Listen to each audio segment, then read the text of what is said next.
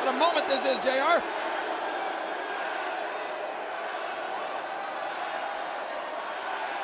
I'm nervous. I got butterflies the size of eagles in my stomach. Thank you very much for that warm Penn State reception.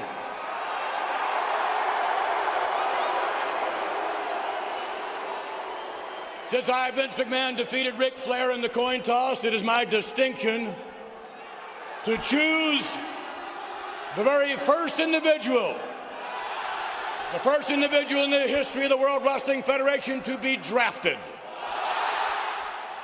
The number 1 pick comes to me, Vince McMahon.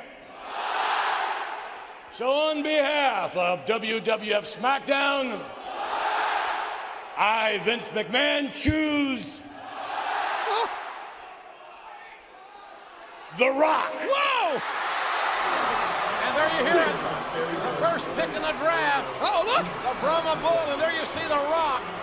The Rock has been selected number 1 by Mr. McMahon. Wait, what an honor! He doesn't look too happy. The first ever third-generation World Wrestling Federation superstar. Uh-oh, Vince.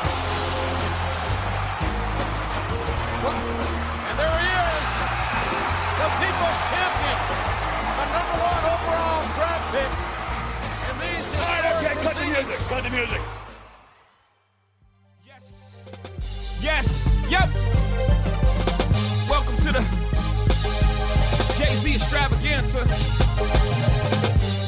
I'd like to introduce my band right now. Just Blazing the Blazettes. Right now, I want you to get a drummer song. No mind, really. Get a drummer song.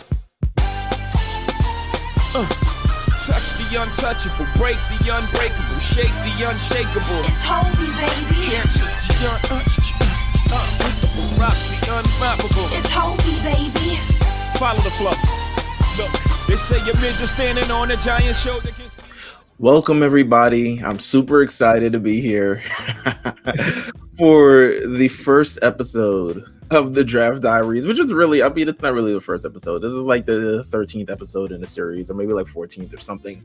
But it is the first episode of the Draft Diaries, and it is the first series of this Diaries thing that will actually be on the A Show Network alongside Patreon. You guys will, of course, get it first. So make sure you guys subscribe to the patreon.com/the A Show RNC.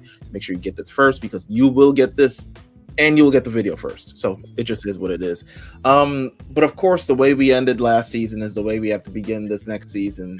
I'm joined by none other than Justin, OG Johnny 5, cohort of the A Show. Yes. What is it, my man? This is the first time we've done video in my new place. It's not ready. So I fully expect throughout this series, there'll be different shit throughout. Oh, of course. Yeah. So, yeah. Walls and painted. And the new pad. I've only been able to set up my like workspace, recording space, and my sneaker space. That's it. So that's what we see today. How about the priorities? The sneaker space. Let me see if I have my phone ready. Okay. All right. So boom. This series, we're continuing where we left off. I mean, this has been a continuation of the series from legitimately 2001. We started with the Invasion Diaries. We took a little detour through the X8 Diaries to lead up to WrestleMania 18. And now, I mean, this is so apropos because we're still 20 years since all of this kind of stuff kind of happened. We are going through the Draft Diaries, and this Draft Diaries series is to talk about all the growing pains of the first ever WWE Draft. We're talking about how Raw started up pretty bad, and then and how SmackDown essentially we're getting through the feels of like they ain't know what they were doing through this entire thing. I mean, some would argue they still don't, but This was rough. This first one was rough. To me, this first draft is like, it's the most draftiest draft, but it's like the closest thing they have to an actual draft, but it's also the furthest thing from an actual draft. It is like the strangest thing I've ever seen in my life.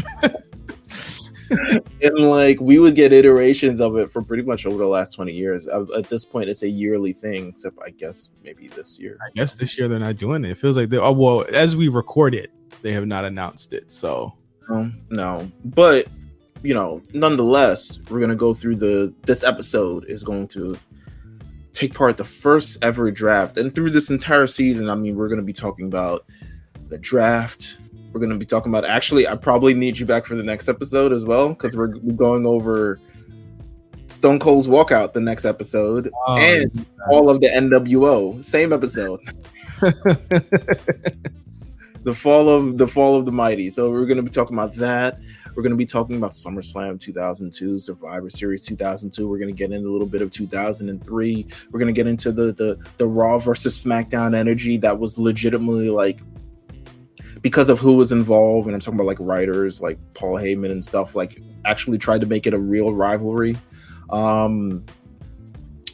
There's a lot of things to go over. We're going to be going pretty much we're starting the night after WrestleMania 18, and we're going through WrestleMania 19, and that'll be where it ends, and that'll be where the series ends. And hopefully maybe I'll do a 1999 diaries, because that's 1999 is the wild end year. 1999 is wild. I gotta tap in for some type of diary one day. Yeah, of course. For some type of the thing is, people really want you to watch WCW, and a lot of the shit that we were talking about here, Meelz, would not have been without the mistakes made. I'm cognizant of that. Yeah. For a future potential 1999 diaries. So I'm definitely considering that I'm gonna have to watch at least 2 shows for every show that we watch. So it just is what it is. But speaking of diaries, and I love this concept of that. So I've been racking my brain over the last number of months, because we started the X8 diaries and we actually went through a lot of stuff in 2002. I probably should have paced myself, because we cleared like a lot of like pop culture stuff. So now I'm going into like the deep cuts of 2002. I'm getting real creative with my brain. I'm trying to understand, like, okay, how can we touch on 2002, take people back to the era of what 2002 was. To me, 2002 wasn't really a big year in any kind of pop culture. Well, 2002 is a strange year, and it's so funny that you mentioned 2002. I just watched a movie from 2002 last night called Eight-Legged Freaks, starring David Arquette, who is a former WCW champion. So, the tie-ins are there. Eight-Legged Freaks was part of this rise of cinema that didn't really make you think too much back then. Because after 9/11, everything changed. I said this on Late Fuse all the time. Everything changed, and cinema changed, and the way that we consumed media changed. And I think you see a lot of that in WWF at the time, where they're trying to give you an alternative to make you take your mind off of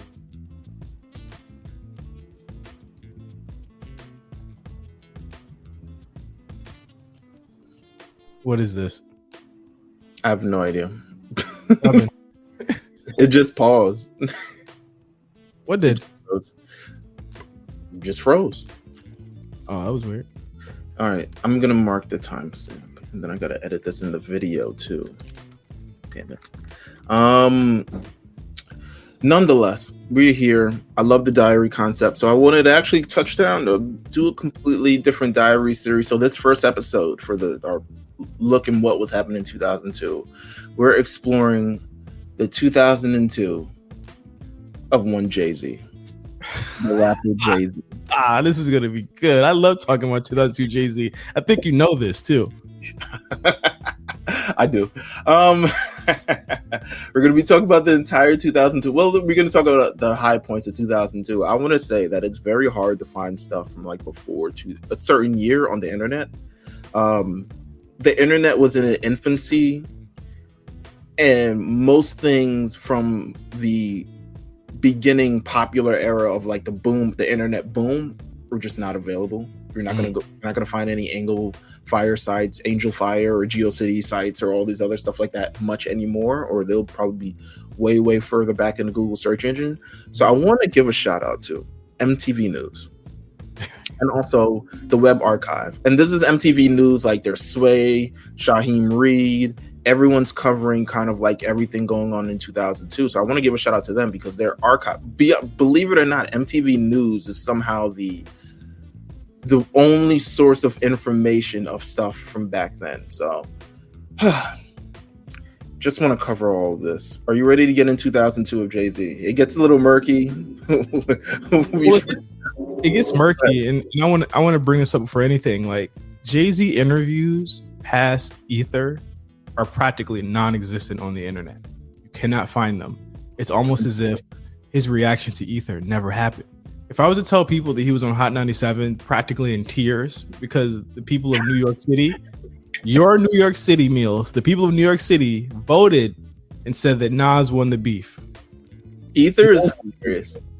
Ether is a funny song to me. Like, I think probably like once a month I remember a line from Ether and just laugh. It's completely disrespectful. It doesn't age well. There's no way they'd be played in 2022, but still. He called him a Tybo hoe. And that's just like the beginning. Yeah, it's like this idea that Jay-Z was infallible started really after this year. And that he was old. Yeah, and then he was old, but like, you know, this idea. What was that? No, I'd say this conversation of Jay-Z being old would further evolve once he gets in beef with people in his own camp. But yes. Yeah, well, that's even crazier. But like, I mean, before we even get to any of the news, let's just set the stage here. Jay-Z's 2001 was epic for many reasons. He dropped one of the greatest hip hop albums of all time, but was embroiled in a beef that had been brewing for about 2 years. And remember, the beef between Nas didn't even start because of him. It started because of Memphis Bleek. Memphis Bleek is the reason why all of this shit happened in the first place. Listen, no one remembers that though. Listen. It would evolve. We got Takeover. Well, Super Ugly, Ether, Takeover. Are you either? How did it become Ether versus Takeover as opposed to Super Ugly versus Ether? Because Super Ugly was terrible. The thing is funny is that I spoke with Josh about Super Ugly before on the Black Brand, and he said that people in the West Coast love Super Ugly because it sampled that Nocturnal song. And they love that song out there. So that song actually had more reverence to them than it did on the East Coast because we didn't really listen to shit like that. You know what I mean? So like when you heard that, you heard the chorus, et cetera, et cetera. All we gravitate to is the condoms in the baby seat. But it's funny to hear that people from other parts of the country didn't even think very much of that line at all. They just liked the fact that he was shouting out the West Coast. The only version of Takeover I listen to is the unplugged version. It just sounds better to me. Like, I don't know. Those women in the front were so hyped to hear that shit. Those women were every lame. That was them, yo. At one point, doesn't Jay stop saying the ad libs and lets them say it? Yeah, of course. Yeah. This is MTV Unplugged, one of my favorite listens. To be honest with you, like I love going through that Jay-Z album. So we are embroiled in that beef that was started because someone else started, you know, from an errant line on Memphis Bleek's joint. Then Jay-Z starts kind of rapping parts, but he starts rapping parts of Takeover elsewhere. And Nas has said nothing. Remember, Nas didn't say anything until Ether came out on what day, Meelz? On Jay-Z's birthday. Beef. On December 4th, Ether comes out. So mind you, Takeover comes out September 11th. And remember, Prodigy and Mobb Deep were embroiled in this as well because they're all from Queensbridge, whatever. He says a lot of the ramifications of Takeover coming out on September 11th. But yeah, it came out September 11th. Well, remember, I believe that again, like I said, he had been rapping parts of it elsewhere, and on you know what I'm saying, people that heard parts of the song, it was fully fleshed out on the album. Comes out September 11th.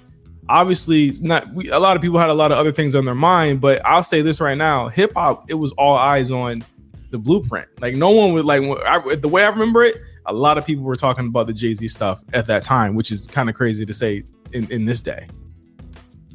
So we start 2002. And he's still embroiled in this beef, but we start 2002 with a very popular, I guess, film that comes out of the Roc-a-Fella camp. State property. Of course, state property. Hold on, let me see. I'm a Roc-a-Fellologist, okay? Of course. I've got to play a scene from this movie, of course. I'm gonna ask you, how do you think? Do you think this is their true relationship? Shoot, man, he calls my house on a Sunday, calls my cell phone number. Streets think we soft, man. We gotta handle this nigga, man. What the fuck, man? I don't understand this shit, man. The cops are gonna do. They think the cops are gonna handle this shit. Now I'm feeling like a clown. What the fuck is he gonna do? I'm feeling like a clown. This nigga calls me on my cell phone on Sunday. I'm with my kids. I don't even understand this nigga. So all right, so what are we gonna do? It's not a problem. What are we gonna do? I gotta do something. I'm the one. I'm in the street. I'm trying to make it happen. This shit. What the fuck? You don't need to hit that. Dog, I'm trying to tell you something. This is the problem, man. You motherfuckers is fucking with a nigga shot at me. He shot at me in front of people. I want to fuck his bitch. He's talking shit to me. I mean, I don't understand this shit. What the fuck is we gonna do? He shot at you? Yeah, nigga, he shot at me. Nigga, I was shooting at the nigga. I was in the motherfucker. I'm in the club. Nigga shot at me in the club. We gotta do something. You should probably handle that. Yeah, well, motherfucker, I'm gonna handle it. What do you want me to do, nigga? Let's handle it. What the fuck? Yeah. I understand. Yeah, exactly. So what? What the fuck? Handle it. I am handling. You gonna see me handle it. Do it now. You don't need a haircut. Think I need a haircut? Think I need a haircut? Bruh. Knowing what happens to them, remember this, what happens to them in less than 2.5 years after this is when it all falls down. Knowing what happens to them, I have to think that this is like more truth than fiction here. Of course. And first of all, terrible acting. And this is clearly not like do it. Yeah, no. This looks like very much so. Here's what we have for you. They're not even following the script. Obviously, ad-libbing. Damon's talking 50 miles per hour. Like, but nonetheless, state property. Soundtrack. Executive producers. Comes out January 18th, 2002. Less than 1 week later. You're gonna get a kick out of this. Less than 1 week later, Jay-Z and R. Kelly hype their joint LP. Oh, They invite best of both worlds. He's saying that now because he's never gonna see a world ever again. Not at all. So they're hyping their March 26th release of the Best of Both Worlds. They invite press to a breakfast junket. Who is the guest there? Johnny Cochran. What if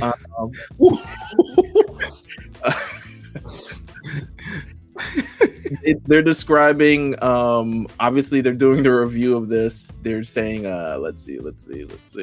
I'm trying to get our last 4 songs, tone from Trackmasters, Pogue, It started a back and forth. We want to know how serious it was. Let's see, you can do this one right here. He sends it back one day. All right, we send him 2. We got together at the end, championship round, and put it all together. So this album to me, and it became a lot more clear. I believe Complex did something with Trackmasters one time to describe the Best of Both Worlds and how R. Kelly and Jay-Z didn't really record it much together at all. Because they're essentially 2 different entities in different spaces, and I don't even think Jay-Z liked to record the whole process of recording stuff. I think he just likes to do it solo and on his own. He's very much an introvert. But he says, listen, it says in this article, but even without them, Kelly has visions of grandeur for the LP, especially on the marketing end. He says best of both worlds t-shirts, draws, condoms, and everything. What do you think they served? What do you coming soon to a theater near you? What do you think they served at the breakfast? They actually have this here. Hold on. Little weenies. Spinach and mushroom omelets and hash browns. Let's see. Yeah, this is weird. I don't know. So they had the presidents of Jive, the presidents of Def Jam, attorney Johnny Cochran, Andre Harrell, Russell Simmons,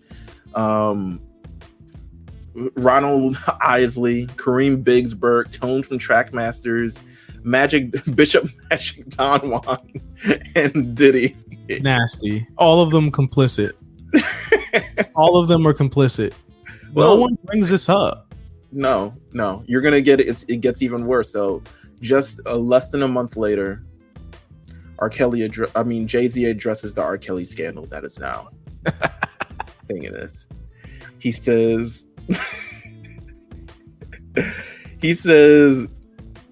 we're entertainers, man, which is always a red flag. He says, my new album coming out in November is called The Gift and the Curse. We accept the good with the bad. It is what it is. And when he said, Jay-Z, who took time out from the fashion show for his Roc-a-Fella clothing line, said, Kelly is in good spirits. He's cool. It's the gift and the curse. Which one was the gift, Jay? The duo has yet to shoot the video for the first single. And they never did. Less than a month later, Jay-Z's on the video. He's shooting a new video for Song Cry. They pivoted back to Blueprint 1. Yeah, because it was still Blueprint was still in its Blueprint was still you normally with albums you get about 6 months. Yeah, it was still in this album cycle. So yeah, so they're shooting the video for Song Cry. They wanted to do more videos essentially for the Jay-Z and R. Kelly album, but due to the R. Kelly scandal popping up, and when we talk about the R. Kelly scandal in 2002, I mean, while I think he does remain a very prominent entertainer for probably the next 15 years after the fact, it was still a very big thing at the time. There were people burning his CDs on the street. I remember that, crushing his CDs. The tape was going around pretty much barbershops, everywhere where you bootleg like something, the tapes were going around. It was a very like, I'm looking back at the time, I'm a kid then, so I'm not even sure what's going on, and everyone's making R. Kelly P jokes. It's the Chappelle Show, everything of the rather, and just like, wow, like the machine, I think just the culture back then wasn't as aware and stringent as it is now. I think one thing that you mentioned that you know I have forgotten about is that people actually did boycott him and protest him and were written off the same way that a lot of people were written off today, or they were written off during Me Too, and they were written off during all of these other points. Like, there's people knew something at that point. You had to think, Meelz, it took another 20 years before this man was sentenced to anything. And I know this is getting heavy. This will be Jay-Z's whole thing right now, but like, he's part of this too. And you got to think the fact that he didn't record any videos, they ended up not going on the tour, that ended up blowing up in everyone's face. You know, the pepper spray gate ended up happening with Ty and all that stuff. I don't know if you had that on the docket, but no, it happens in 2004. That's why. Oh, okay, yeah. Well, you have to think that, like, you know, all of this stuff happens because when the heat started getting hot, somebody next to Jay-Z, probably one of they used to have the remember Bowl, what's his name, Byron, who wrote for it, XXL, Byron Crawford, used to call them the TIs, the tall Israelis. He used to own the labels. I would have to imagine that those TIs that he used to talk about took Jay-Z aside, nudged him and said, "Hey bud, I think it's true." Because Jay-Z was one of the first people that actually kind of separated himself from R. Kelly completely. The heat got hot, and then the heat died down. It tried to get in 2004. The 2004 allegations are actually worse than the ones now. So they tried to do it again. And it was at what point did Jay-Z ever say, "You know what, man, I was wrong. I shouldn't have did that"? He's never come out and said anything like that about R. Kelly. Ever. I mean, ever. I think even when you look at 2004, and I remember specifically that time being a lot more closer to the news junket, MTV News, and all this other stuff like that, and just kind of seeing like it ended up playing out like there's a situation that happens. He thinks he saw a gun. He's avoiding the tour. They end up going their own separate ways, and that's kind of how it dissipates. Like, oh, he's a weird, you know, the whole doing this thing, like, you know, he tilts his head to like, yo, he's a weird guy, you know, he's a different guy, something along those lines. And hey, man, it is this man legitimately said it's the gift and the curse of being a celebrity, like. And, you know, it just makes me, it's a recurring thing with like Jay-Z from time to time of like kind of like what would I describe it? Saying the wrong thing, like being maybe a little bit tone deaf to certain situations at times. Well, so Jay-Z continue to be tone deaf this year, so this isn't it. So Song Cry comes out. the video they're doing is it's a boy meets girl story. That's what they describing it as in this article. Which I like the song Cry, to be honest with you. I don't like the video. That no one when you talk about the lexicon of Jay-Z videos, that's never brought up. Yeah, because it's a very simple video. Let me Google this just to make sure. I want to have the. So there was next month. There's a new tour that's potentially brought up. The Triple Threat Tour. The Triple Threat Tour featuring Ja Rule, Jay-Z, and P. Diddy. Oof. The tour never happens, by the way. No. Last week, while promoting her LP in New York, Ashanti let the cat out the bag that the three factions were set to roll out starting June 12th. So this is Roc-a-Fella, Murder Inc., and Bad Boy. Too many egos. Moments later, Ja had a bubble bursting refutation. I hate to put the cat back in the bag, but it ain't going down no more as of 15 to 20 minutes ago. A perturbed Rule said less than half an hour later, it will be making a new tour. And Ja Rule's, Murder Inc. CEO Irv Gotti spilled the beans about what happened to tour's collapse. Jay pulled out, Gotti says. It's as simple as that. We was going to do the tour. We signed off. Jay-Z said he wanted to fall back and make another album, which is cool. Jay-Z is like my brother, so I'm not mad at him or anything. But the tour was going to happen. Everything was set. But I respect his decision and ride with him. Listen, man. If I had to think about it, who would have opened on that tour? Oh, Murder Inc. 100%. Okay. But I think that it came down to you would have to think around that time. And again, this is theory. This is booking here.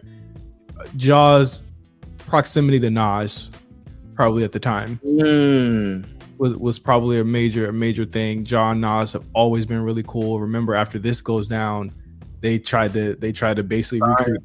They tried to sign Nas or whatever, and it was definitely has something to do with his proximity to Nas.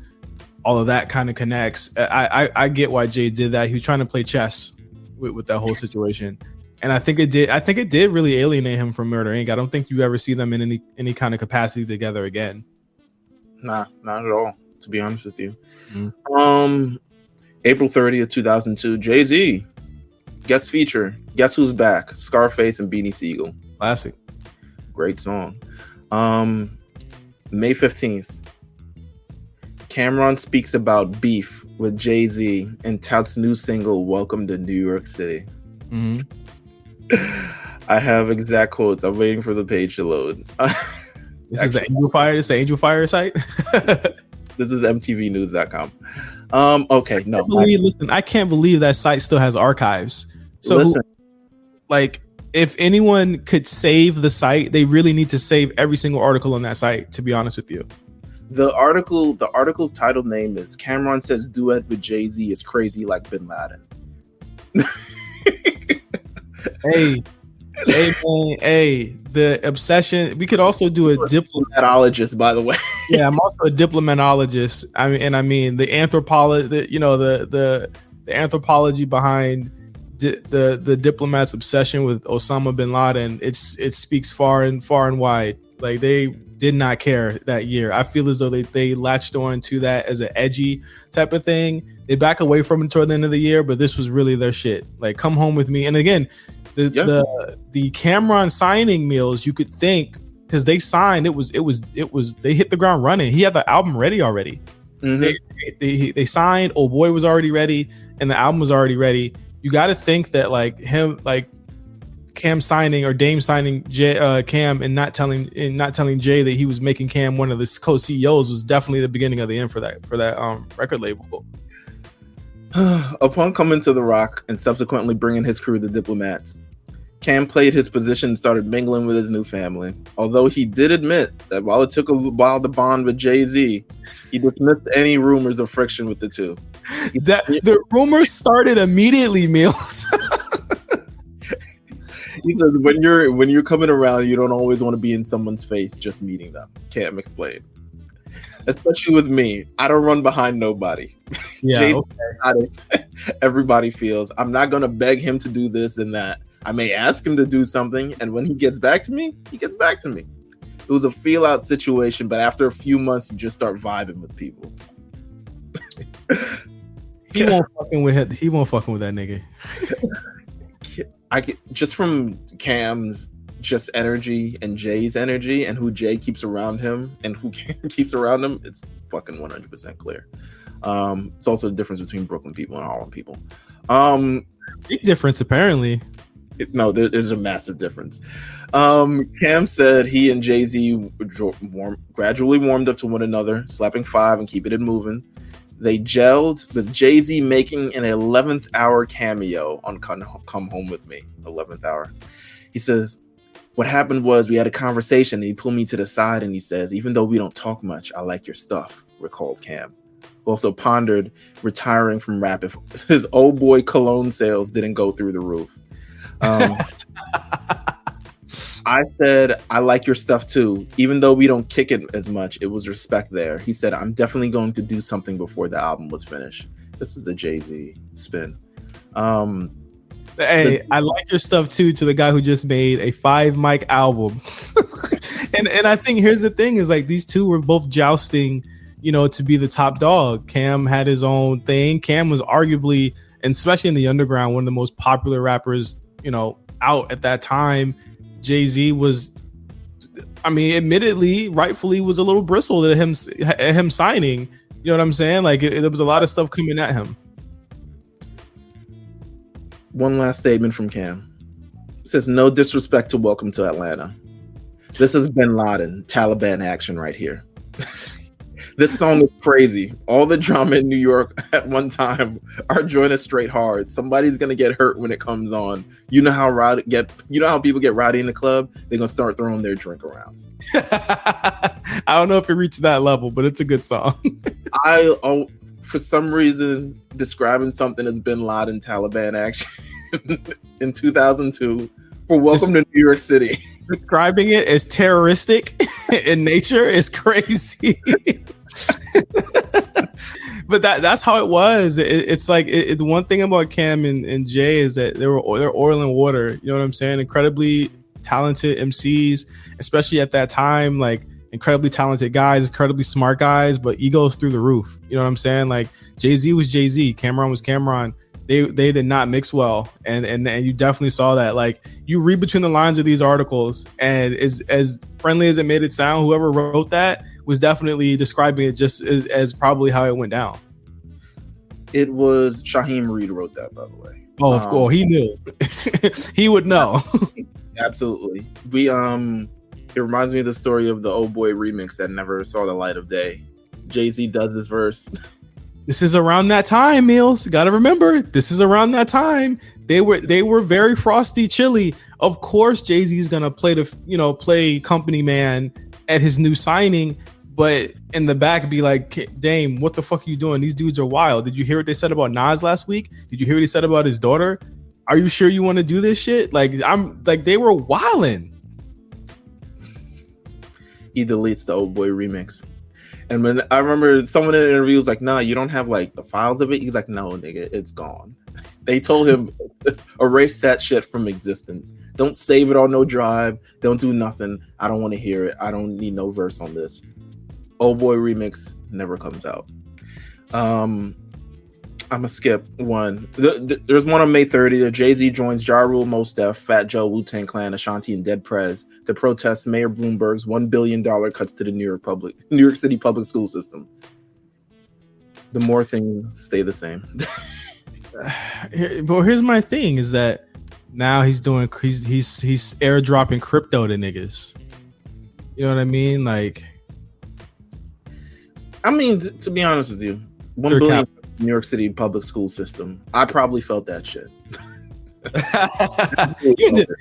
You ended up okay. You're all right. You doing Draft Diaries.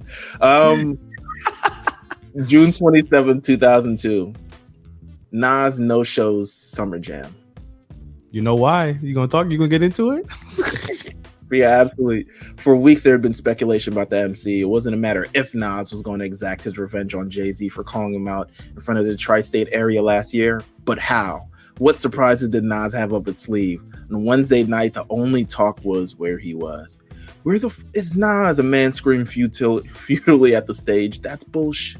A brief chant of "We want Nas" went out, even among the audience. So just where was Nas when he was supposed to perform at the first ever Summer Jam? He was in New York, but he was on the air taking no prisoners in an interview with Hot 97's Rival Power 105. Power 105. What is it? What is it? What is an award? God gives me an award every time I wake up. 105 is brand spanking fucking new at this time. Like new. Just came out the gate. Barely have, I mean, they're signing people from Hot 97, but barely have any kind of staff. I remember Power 105, we got something, you know, I remember listening to Hot 97 forever as a kid, and like Power 105 came out. I was like, oh, this is crazy. He says, I'm here to let my people know why I'm not at SummerSlam. He says on former Hot 97 DJ Steph Lover's show. I've been bamboozled, hoodwinked, and the whole nine. I'm here to let my people know that I was dissed this morning and was told what I couldn't do on the show, which is outrageous and shows that the wrong people are in power. It's really out of hand and I'm not going for it. Now,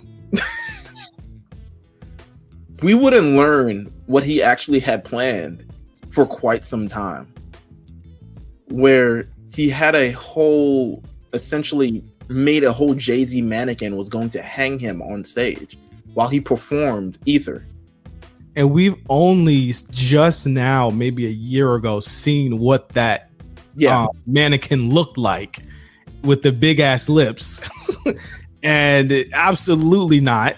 You cannot do that.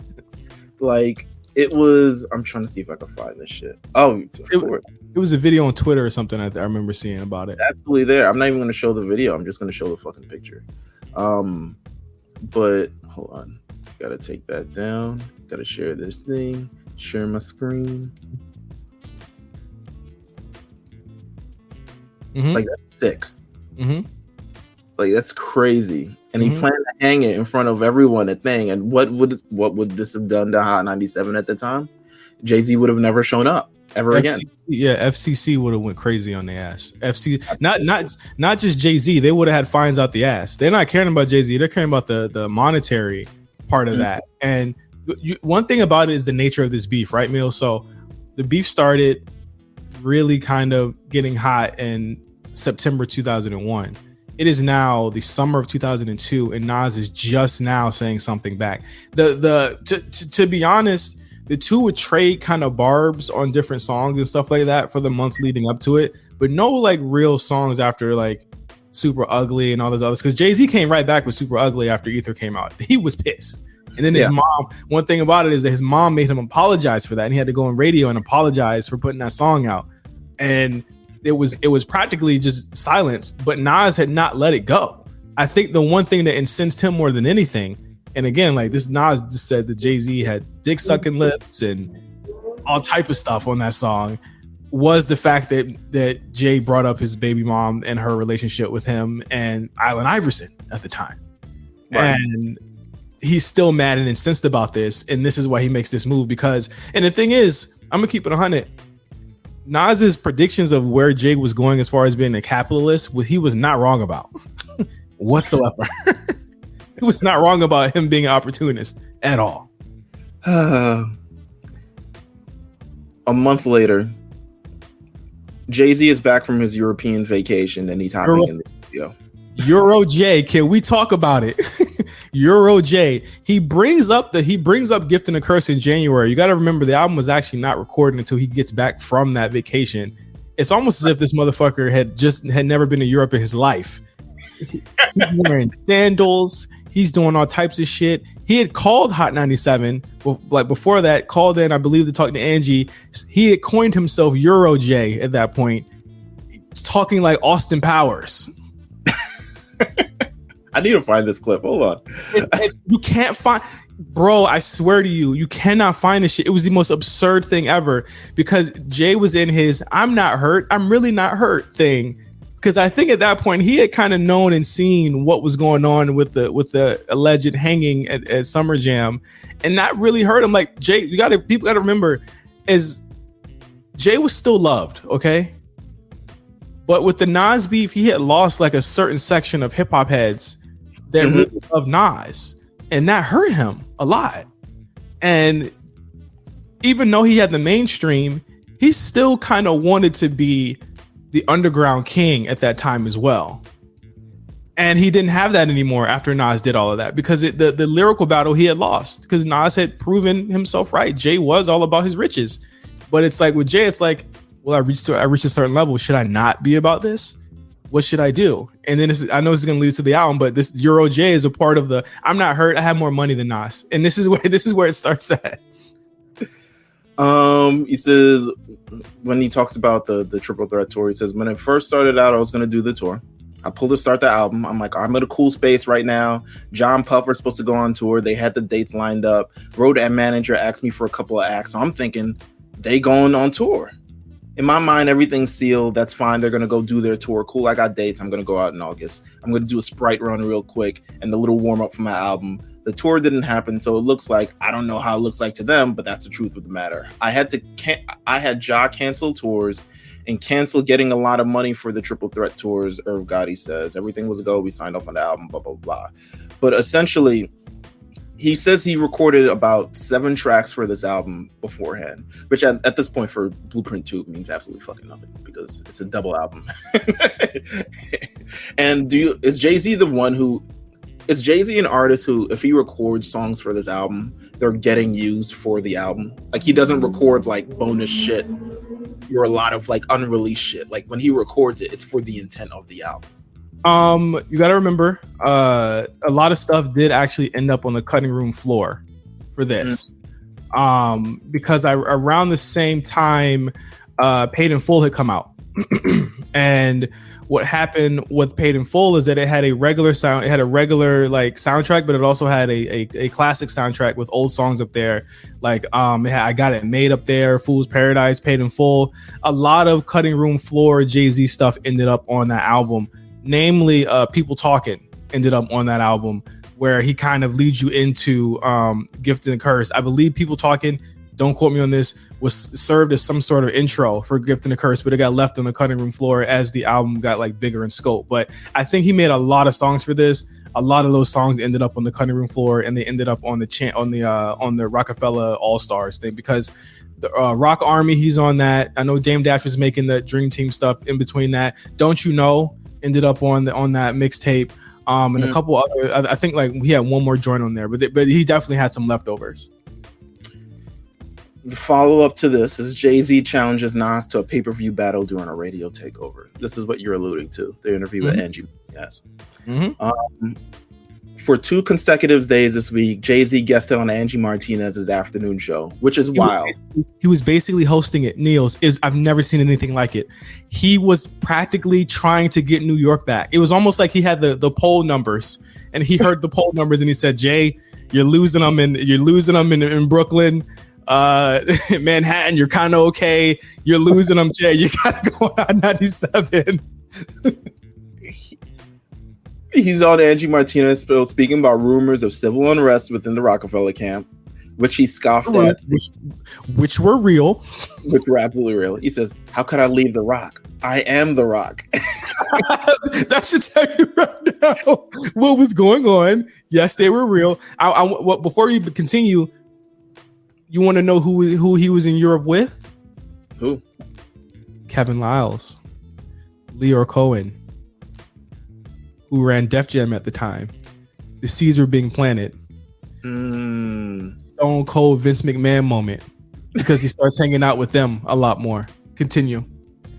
Echoing that challenge, more significant, Jay-Z's reaction to the ongoing beef with Nas. Echoing a challenge he made in the current issue of the Source magazine, Jigga suggested that the 2 rivals settle their differences with a pay-per-view rhyme battle. He added that each party could pony up $1 million for their wager, with all proceeds going to a charity of the winner's choice. Money confused as charity, because this will continue into the album. I'm gonna bring it up because the album is where it all opens up his mental state. By day 2 of Jay's marathon interview, he reported that boxing promoter Don King had already faxed a proposal to organize the event. Don't call up your local cable providers just yet, though. Nas has not accepted nor responded to Jay-Z's 3 rhyme challenge. Nas is so mad. He was so mad that Ether, almost a year to the day, almost at that point, had still won public perception. It was still ringing out. No one, and here's the thing, revisionist history will have you believe Jay-Z came out of this unscathed. These are not the actions of a man who did not lose a beef at all. Nas is currently in the studio recording his next album with help from Murder Inc. Swerve Gotti. Yeah. What did I say? What did I say? I told you. Oh my God. September 3rd, 2002, Jay-Z appears on What We Do with Freeway and Beanie Siegel off of Philadelphia Freeway album. So, classic record. Mm-hmm. Always reminds me of it's when the weather gets chilly. That's what the song reminds me of. Like, gotta turn that on. Jackets, radiators, the skull caps with the fucking brim, all that type of shit. But it was clear that the Roc-a-Fella had splintered into factions at that point, right? Absolutely. Jay was always close to state property. That was his pet project. He was with the Young Guns, developing those guys. Dame was always with the Harlem guys, and the newer acts that he was doing and bringing up. PD, like PD Crack was somebody that was close. PD was just brought into state property through Dame. You know, there was a lot of people that Dame was kind of developing. And of course, you have a young Kanye West around there somewhere that had not metastasized into who he was yet. But that was a Dame project as well. A month later, Jay-Z releases the first single from Blueprint 2, 03, Bonnie and Clyde. Let's take a look. Hopefully displays of them on 106 in Park. Was she 16 here? No. Hold on, let me take off the overlay. That's funny. Hold on. Oh God! All right, play the damn thing again. Are there gonna be any Jay gonna be on your album? Any collaborations possibly? Yeah, I hope so. Cut the check. Okay. Now, what about Destiny's Child? Are y'all gonna be working on something soon? Yeah, as well? we're about to start rehearsing. We have a small tour for the Christmas holidays. Oh, yeah. Okay. And Solange, being Beyonce's sister, do you feel any pressure? You have Solo Star, your album about to drop. She's gonna choke him in 10 years. It's a whole different sound. And, basically, I'm just going out there and doing my thing. I'm not worried about any comparisons. I mean, she's a beautiful person to be compared to. But hopefully, once my music comes out and hit the scene, I'll make a name for myself. Go on. All right, y'all. We're gonna talk more to them in a minute. Let's go to number 6 video right now. The 504 boys, Tight Whips. Tight Whips. We roll tight whips every day. To Jay-Z, Hold on. Let me Beyonce right now. We got to thank y'all for coming through. Anything y'all want to say? They all be back though. Holla. Holla. Nah, we appreciate all the love out there, and pick up the Blueprint too. Pick up Solange CD. AJ got a Christmas party, a cheetah popping off. All right, chill. She's like, chill. yeah, performing live. How Jay-Z there with his new work and his old work? That's crazy.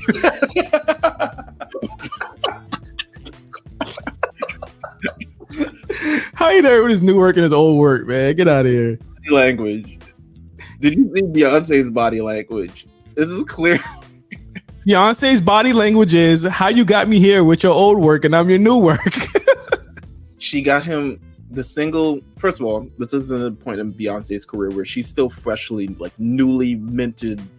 She's attempting a solo career. She did the Austin Powers thing. The single didn't really work out. So they're pairing her with Jay-Z at the time, and they're putting her in velour sweatsuits and shit to make her look the part for the time and all this other stuff like that. But she clearly has no direction on her solo career at all, which is it's like you had to be there to know that was the thing. And Jay-Z, just kind of how he's moving at that time, his whole body language is screaming like, yeah, whatever. Fuck yeah. Like, mentally, Meelz, looking at that now, seeing how things have edged out, I think I've said it before that Jay-Z to me is like the most like emotional rapper of all time. Like, he's the most reactive rapper of all time. He's trying to at this point try and look like he's like not really fazed by the fact that, again, he's going more into like a pop lane. You know what I'm saying? Like, I don't think he really regains that real hip hop lane after Blueprint 1. And when you get to the album and you see the features, you're gonna see why. Absolutely. Less than a week later, he gets in a little, not a little tussle or something along those lines. But Tony Braxton, I don't know if you remember this moment.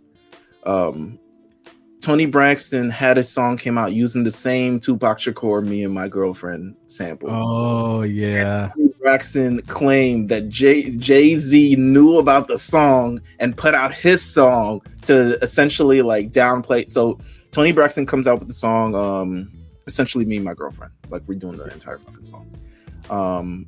Days later, 03 Bonnie and Clyde comes out, and she's essentially Kanye West, notes on this. Kanye West, the producer of the song, says, "I had no idea about Tony Braxton's song. She can't act like ain't nobody ever heard of Me and My Girlfriend before." It's true. It's true. It was a weird beef. It was like, okay, Tony, but like you speak to like a completely different audience than what Jay-Z's trying to get. And plus, like, that's his new work. They had to do a song together. Braxton said their song was recorded over the summer and alleged that Jay-Z only decided to do 03 Bonnie and Clyde after she played a cut for a friend at Def Jam Records. In response, Kanye said that he brought the remake idea to Jay-Z after listening to a friend's Machiavelli album one night. I don't really believe Kanye, but whatever. I don't either. But again, we don't have video of like any of that being created. This is more common than you think, though, in music, just period, like similar concepts. I'm more interested in how the hell they were able to sample the Prince song more than anything. Like, that is, to me, the biggest mystery of all time is how they were. And I'm guessing it's because they interpolated it and they probably like played it over. But like getting that Prince sample is kind of crazy. I think at one point Jay-Z is like, "Yo, like, I don't want no beef. I'll hop on the remix if you want." I don't even remember what Prince era we were in at that time, so who knows what mindset he was in. So this was very much true. Jay-Z, I mean, at some point, hold on, gotta find the exact actual date for this because I only have the first week sales. Oh, okay. A month later, the Blueprint 2, The Gift and the Curse is released. Mm-hmm. I've not looked at this in years. His discography. I haven't listened to this album in years. Going through the list of the track listing, featuring A Dream featuring Faith Evans and Notorious B.I.G., which I was like, stop right there. So stop right there. The commercials for this album had him rapping this a cappella. Remember? It's the black. Find it. Against the black background.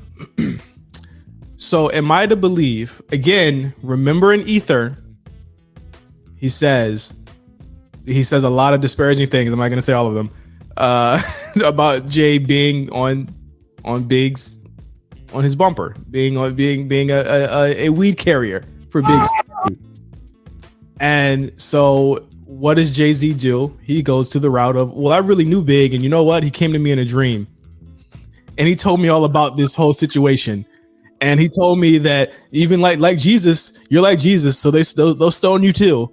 There is a sense of, here goes the commercial. Before you go into it, I'm not playing the audio, but go ahead.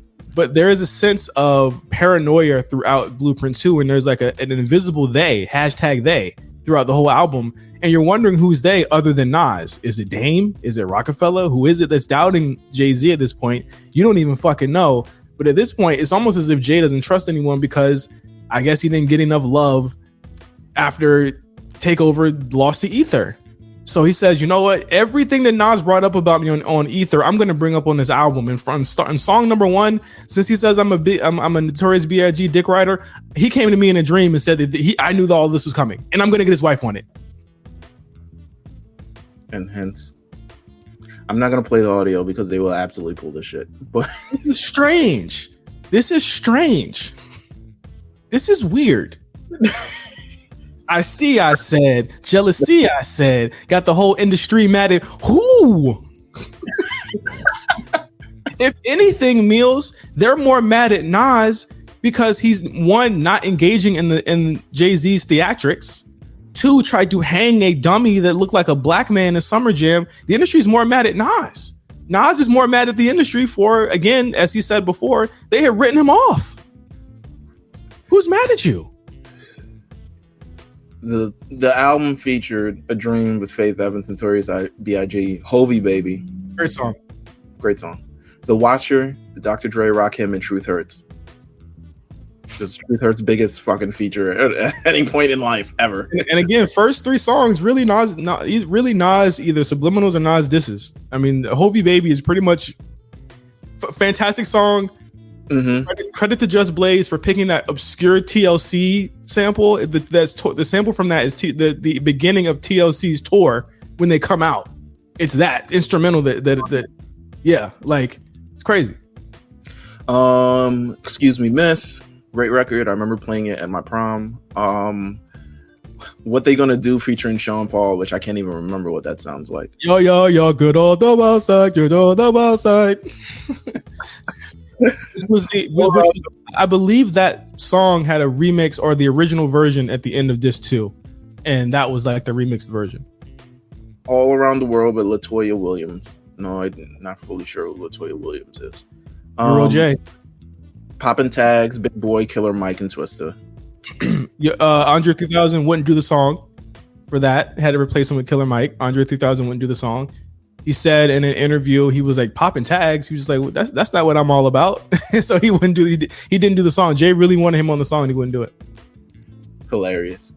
Fuck All Night, produced by the Neptunes. Terrible. The Bounce with Kanye West. This was, you see, if you watch Genius, Kanye West documentary, this was kind of his moment when he rapped this verse to Jay, and Jay was like, "Okay, you can get on the song."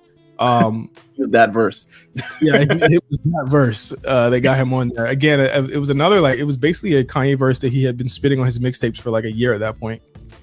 And then I Did It My Way, and it ends The Gift. Now the curse comes. Diamond Is Forever. Stop right there.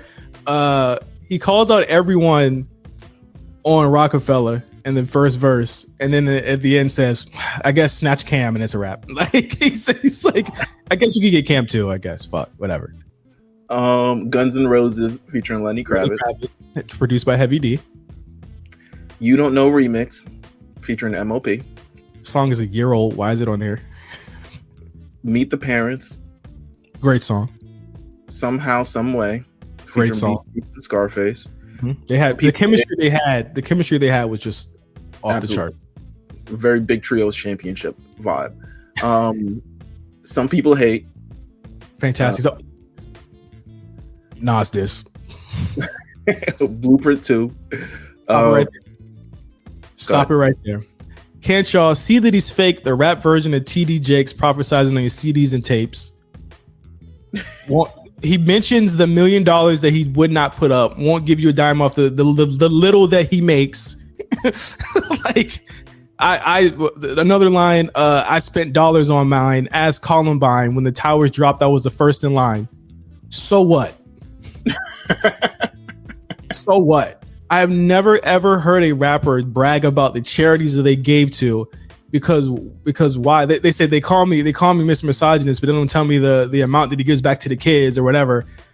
Okay, is this supposed to put you over Nas? Is it Uchi Wally Waller? Is it One Mic? That's where this comes from as well. This was literally like, why don't y'all love me like you love Nas? What did you feel about this song when you heard it?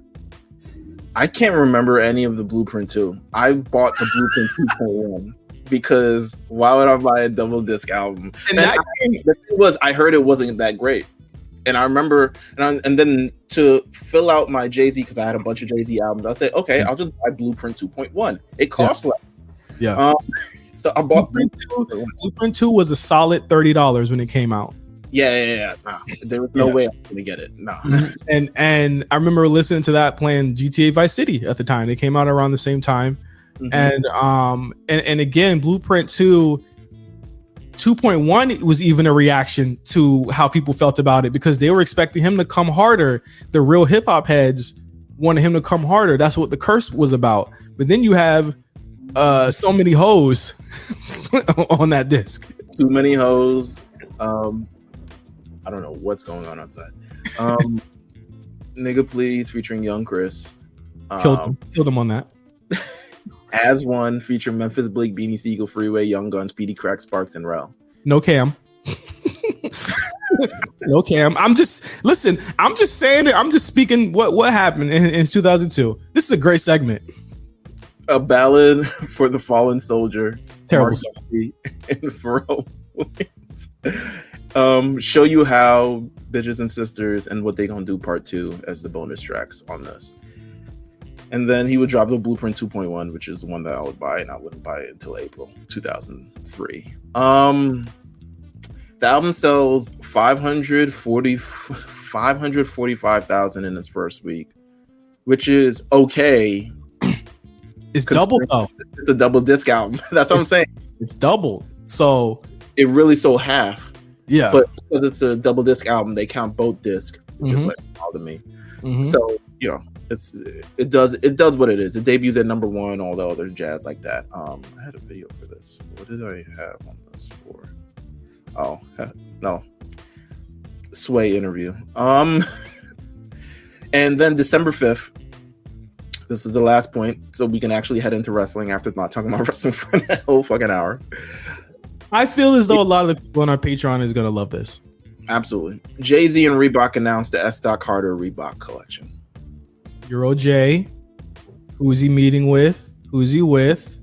What are they enticing him with? This is what you can do on your own. It's not the Roc-a-Fella collection. It's the S. Carter collection. And this is where, listen, you don't know a lot of rappers' real names. No. He's transforming the perception a lot. He was setting up his next move, because what does he do, Meelz? I know we're not going to 2003, but what does he do, Meelz, when the album reviews for Blueprint 2 are less than satisfactory? Y'all don't get it. I'm retiring. And then proceeds to make music while he's retired, and then comes back. Y'all don't get it. I'm retiring 2 months after you said there was no problems in the group, by the way. That was Jay-Z's 2002. Hey, man. I hope y'all enjoyed some of the knowledge. I know Meelz did this on purpose because he knew I could speak to a lot of this shit. Absolutely. Of course I did. But we're going to head into now the Draft Diaries. And where do we start? None other than Monday Night Raw, March 25th, 2002, emanating from Penn State. Very spooky place. Very spooky place. The WWE Draft is going down. This has been something. I mean, if you've listened to this series for some time, since the Invasion Diaries, they were anticipating the draft. The original acquisition for Monday Night Raw, of WCW, was so they could have 2 brands. They could have Monday Night Nitro and they can have SmackDown. WWF would be SmackDown. WCW would be Monday Nitro. They did literally, we talked about that the first episode of Invasion Diaries. They came out the gate with the Booker T versus Buff Bagwell thing. It did not pan out. Plans were absolutely changed. Throughout the summer, there was always the initiation throughout the Invasion angle. We're going to do the draft. We're going to do the draft. We're going to do the draft. It never came. They initially was supposed to do the draft at the top of 2002 when Triple H returned. They was going to do it at Madison Square Garden. Never came. So after WrestleMania 18, I think a lot of it had to also do with like Hulk Hogan coming in, trying to position him, NWO, where they're going to fit and all this other stuff like that. So a lot of things were off delayed. We finally get to it after WrestleMania. They essentially promote that these 2 men, Vince McMahon and Ric Flair, cannot coexist. They can't. Ric Flair's punching people in the crowd. Vince McMahon's using his power for evil. These 2 cannot coexist on their same show, nor two managers control the same show. It's weird because now you have 2 CEOs right now as well. You wonder how that works out. So Linda McMahon, along with the board of directors, come up with there needs to be a draft. And there will be superstars going to Monday Night Raw, and there will be superstars going to SmackDown. And that will be the draft. And this is the first ever draft that ever occurs in the WWE television. Overarching thoughts. I'll wait till this car passes by. Overarching thoughts on the idea of the draft. Well, actually, you know what? Take me back to 2002. What was your thoughts when they were doing the draft? My thought was that I think even as a teenager, I was like, this roster is too big. I was intrigued though. And I think anyone would be intrigued about what's going to happen with, a potential draft. Like, what does that mean? You know what I mean? Who's going to go over? Because I think that at the time, what show were you really watching more than anything? I think at that time I was like, I couldn't really stay up that long for Raw, but I would definitely get a pass to stay up for SmackDown. You know what I'm saying? So I'm watching SmackDown more often because it's actually on free TV at that time. You know what I mean? And I could tap in with it a lot more than I could with Raw based on where I was standing at. So I was just worried about where my favorite guys would end up. I had no clue like the machinations and the behind the scenes about all of it. But again, like even with like my adult eyes now, I would say that I feel like the company needed a shakeup because after the invasion kind of fumbled, they knew that they needed to do something different there. And I do commend them on thinking of that. But I think to me, and I think this is going to come up multiple times during this series, is that like the draft has never actually been coherently handled to a point where it's benefited both shows at the same time. Absolutely. And it starts here. It starts here. They spend, and again, as we'll go through this entire diaries, this draft diaries, they would spend the entire summer essentially fixing everything that they do with this draft because some pieces don't line up well here.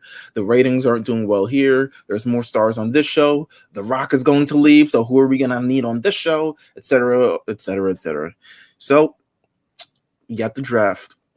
Linda McMahon kicks off the entire show in front of the WWE, roster, who, by the way, they legitimately kept it from them that of which show they were going to go to, except probably The Rock.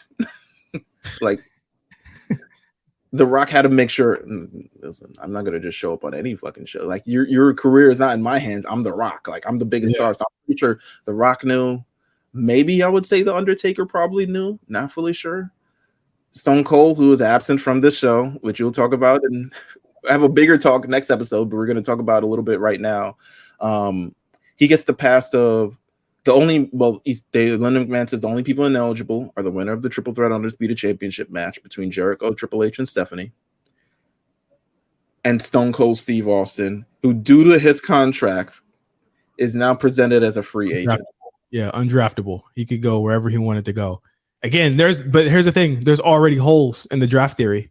No, this in regular sports, this is not a thing at all. In regular sports, you can't do this. So again, it's like, okay, what's the rules here? And again, these rules change because they're in this very draft. You have whole factions going up, and sometimes teams don't. It's strange. It's the most bizarre attempt at whatever they were attempting, but I'm interested who's writing the show at this time. I mean, I know who's writing the show at this time, but even still, it's like, this doesn't make sense to me. But what absolutely doesn't make sense to me is kicking off a show with Mr. Perfect versus Taz. And I think Gewurz was one of the head writers at that time, by the way. Yeah, Gewurz. Well, I think this was before the time where they split both writing teams. I think they were eventually going to split both writing teams, and Paul Heyman was writing under Brian Gewurz at the time. Or Vince McMahon or whatever that. Maybe they're at the same level, something along those lines. But they're splitting the writing team. Brian Gewurz and a lot of them staying on Monday Night Raw. Paul Heyman and a bunch of them going to Thursday Night SmackDown, or wherever the hell it is at this point.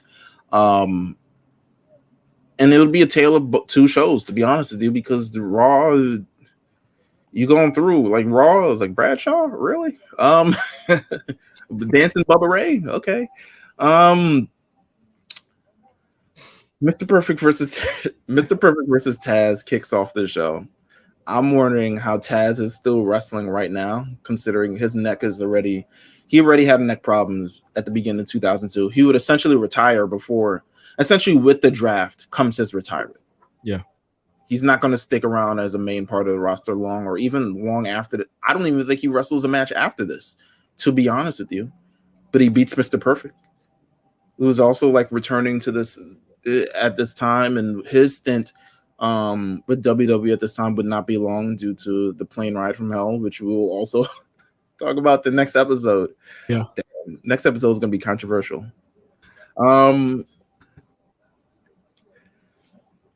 Okay. This is the first clean slate draft. And I say this is the most notable draft because this is legitimately the most legitimate WWE draft where there is no. But before we move on, did Mr. Perfect wash to you? You know what? I didn't have much reference at the time from Mr. Perfect. I didn't watch WWF when he was part of it. Mm-hmm. And when I was in WCW, like I remember him. I mostly remember him from like clips they would show on TV. He didn't really look washed though. Like in terms of like mid 40-year-olds continue to do the thing, I'm like, he's like, I think he looks, I guess, pastiche for the era in this post attitude era thing where you're still coming out looking like a early 90s, late 80s guy. Gotta admit, it's not a good look to squash him. I mean, what were we doing with Mr. Perfect? What are you doing with Taz? His neck is a gummy bear at that point. Yeah, I'm not sure why they did Mr. Perfect. This might have been a send-off match. He might have known. Like, listen, you're gonna be the voice of SmackDown, baby. So we get the first pick of the draft. Vince McMahon comes out. First pick of the draft is none other than The Rock. Ooh, brother. And listen, is there any such thing as restraint within these promos? I'll say this episode felt more like an episode of SNL than a wrestling show. I don't think I laughed through most of it. Like this was not, much of anything in terms of like if you're looking for actual work rate. This was not the episode for you. Are you going to play it or? No. I'm definitely not going to play it. They're going to flag the shit out of me. Oh yeah. So Rock comes out. He doesn't say anything. Vince McMahon goes on a long tirade about, things that The Rock cannot do on SmackDown. One of the funniest lines to me is that when he says, "You can't say it doesn't matter anymore," and he says, "You know why? Because it does matter." I was like, that was a good one. And then The Rock breaks out into his whole thing, does the catchphrases, of course, and he tries to get a chant over Meelz that I don't think. Huh? It does get over.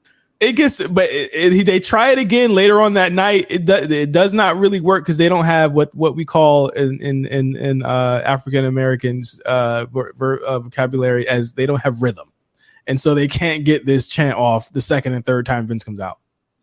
You are an asshole, which would never fly on TV at this point. No, just watched SmackDown last night and they blurred out.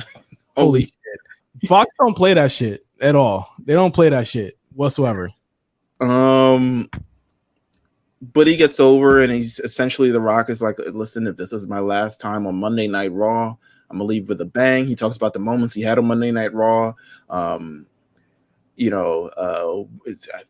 I forgot, it's like winning tag team championships with Mick Foley and blah, blah, blah. He says, you know what another memory is on Raw? Me shoving your head up Rikishi's ass, which definitely happened on SmackDown. And that is something that makes Vince really mad throughout the show, is talking about his ass being in Rikishi's, or his face being in Rikishi's cheeks. Listen, it was the Vince McMahon Kiss My Ass Club, and he got what was coming to him. We go to a commercial break. Ric Flair comes back. He makes his number. That was 20 minutes. That was a 20-minute promo. This is The Rock show. Well, it's going to be The Rock show at some point. Ric Flair comes out, makes his number one pick. It's The Undertaker. This is the birth of the legendary meme.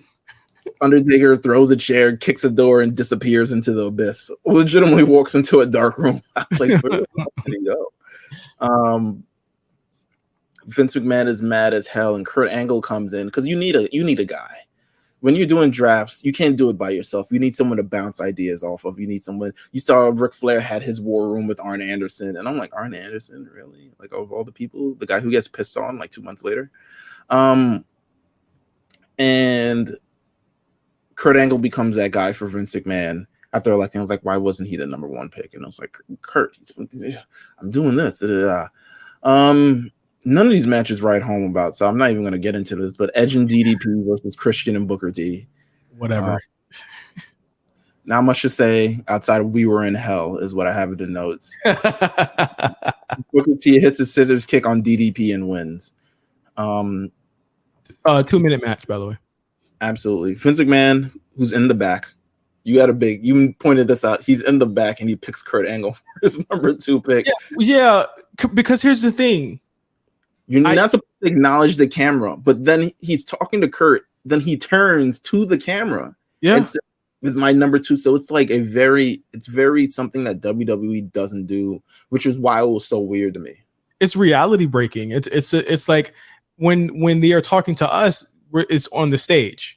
When they're backstage, we're not backstage with them. Right. You know what I'm saying? That is a scene.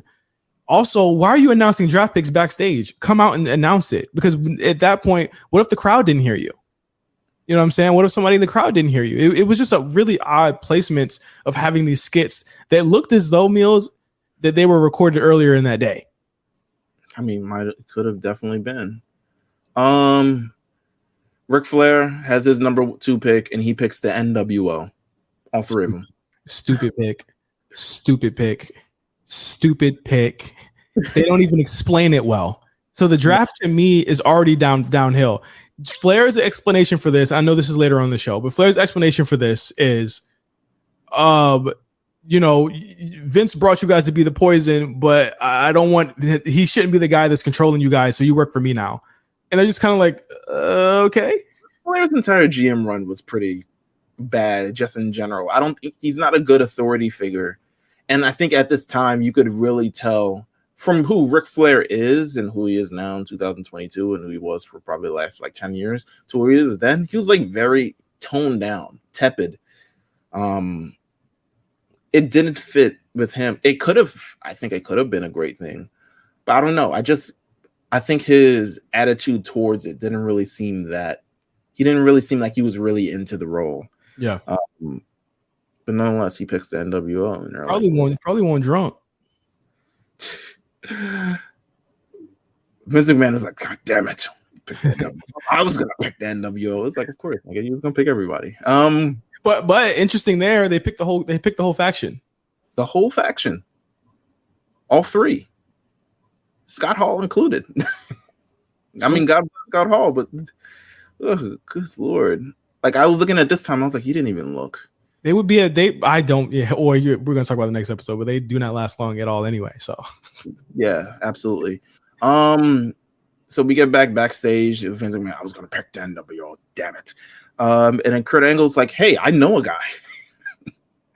I know a guy who's going to be back pretty soon. I just saw him last week. I was like, all right, Kurt, you're having chats with Chris Benoit.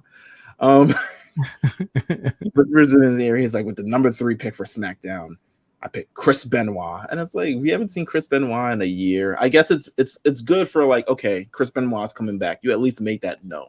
Mm-hmm. But we don't even see him back. The thing is we're going to talk about how this draft shakes down because nothing lasts. But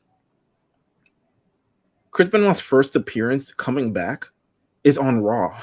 Yeah. And then he's drafted to Raw. He's either traded to Raw, and then he's traded back to SmackDown. And then he eventually goes back to Raw in 2004 when he wins the Royal Rumble. So it's NWO says, we don't listen to you guys. We listen to Vince.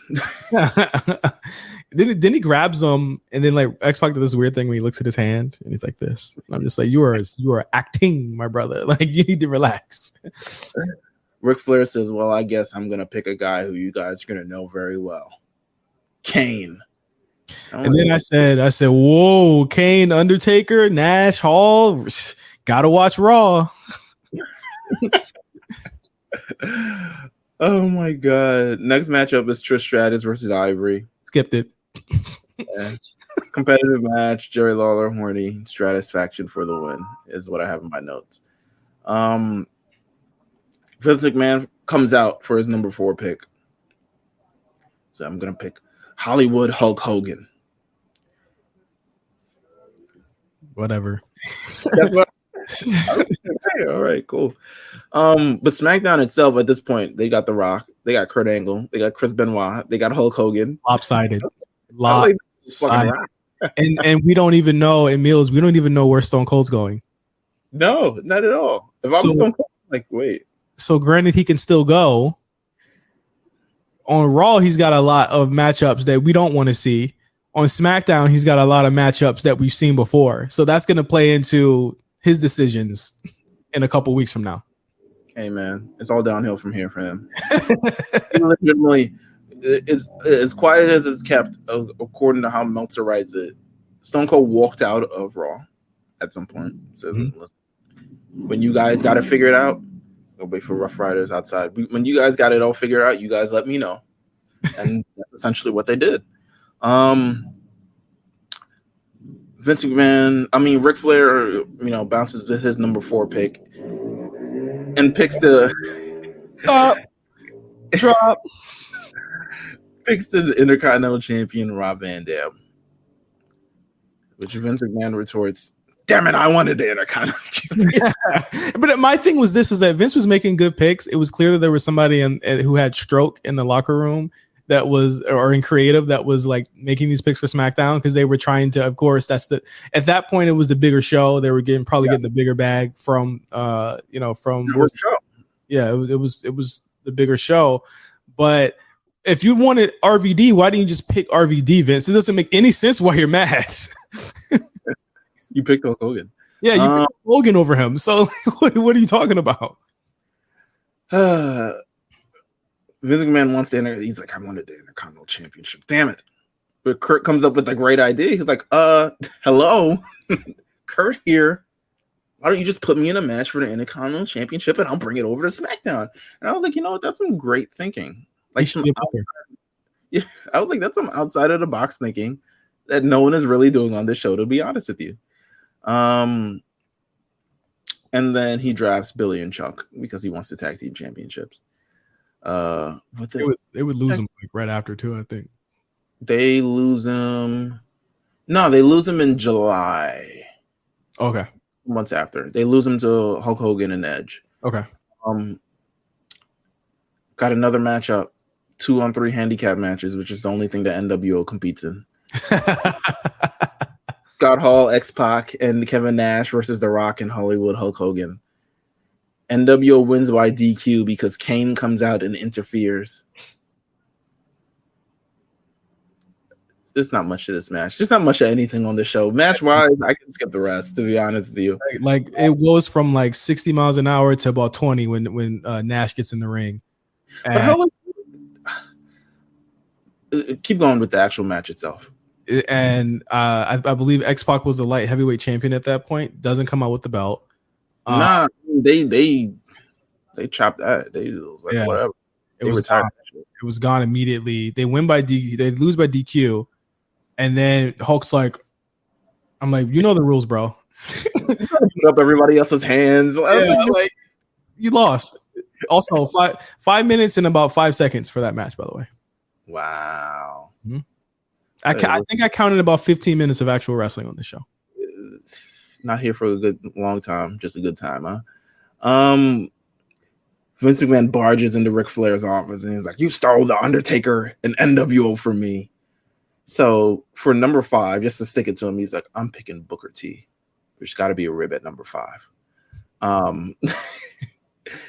And for the number 6 pick for Vince, he's like, "Well, then I'm gonna pick the guy who beat him at WrestleMania. I'm gonna pick Edge." And then Ric Flair was like, "Well, if you're gonna pick Edge, then I'm gonna pick the Big Show." And then we're just slamming through these picks. And then Vince McMahon is like, "Well, if you're going to pick a big man, I'm going to pick the big man, Rikishi, whose face he just had his ass in." It makes no sense. Also, why did Flair take the Big Show? Your show has Big Show, Nash, Undertaker, Kane, and Scott Hall in the same show, all 6 to 7 foot guys. What type of matches are you having on this show? What is your strategy here, brother? He has no strategy. They're playing a game of pick me between just to one up one another on this thing. It makes no fucking sense. And then just when we look at the draft and how it lays out after this, it just doesn't make sense. Jeff Hardy defeats Billy from Billy and Chuck. I have cool jackets. You look so good to me. This is still like the infancy of Billy and Chuck wouldn't become Billy and Chuck until Paul Heyman starts writing them on SmackDown. He's like, "Y'all mind if I wall out?" It's just funny because I think he has a hand in writing this damn Maximum Male Model shit. Got to. I have Jeff Hardy's just cool as hell at this point. Lita goes for a Lita Carana. Misses, but Rico still catches her anyway. Because Rico's a pro. Rico's like 30 something, 40, damn near 40 years old at this point. He about 40 years old at that point, bro. Yeah. She misses it. I don't know how. Like her and both her legs land on Rico's like shoulder. She has what I say with she has what I say like Shotzi has too. Like she has like cement in her ass when she moves. Like she had a lot of unnecessary weight that made her move really slow. Like it was just weird watching her move. And I was like, how did we ever think that she was like this crazy high flyer? Because she was cool. I don't know. She was the only one doing it. I wouldn't trust anybody else. To be honest, I didn't trust Lita herself, but I definitely wasn't going to trust anybody else doing any high flying shit. To be honest with you. I was trying to find on the internet. WWE puts out this "We Was There" promo to promote their live events. We was there, Montreal Screwjob, Invasion, something. We were there. So they're trying to promote live events. It's still WWF at the time. I'm saying a whole bunch of WWE stuff, but it's clear it's still WWF for at least a month. Yeah. Ric Flair is looking for the most dominant team in WWE history. So he picks Bubba Ray Dudley. Not both of them. One of them. He might have been drinking, bro. So Vince McMahon is like, oh, you're going to pick Bubba Ray Dudley. I'm going to pick Devon Dudley. And I'm like, why would you waste a pick on Devon Dudley? They break them up.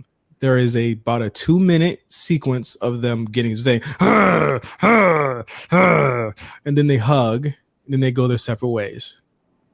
And Bruce Pritchard was, I believe, the architect behind this. And he says on his podcast during the Something to Wrestle, the 2002 draft episode, he said, I thought both would prosper as singles. I thought Devon and the tag team relied on Bubba, but Devon cut some good promos. So I was under the belief that they'd be better on their own.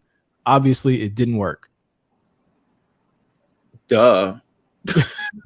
But without that, like you don't get Batista, There's no like the thing with Dudley Boys is there's no Sean and Marty. Yeah. They're legitimately like they're the sum of parts is the same or whatever the fuck it is. I'll argue with that because Bully Ray and Impact and TNA was actually a legitimate singles guy. Right. But I think at that time, so I'm gonna go at that time. Like you look at Edge and Christian, people are enamored with Edge. You definitely want to go with Edge. And at this point, they're breaking up all the tag teams. They've already broken up the Hardys before and then put them back together. So they're really trying to break up all the tag teams at this point.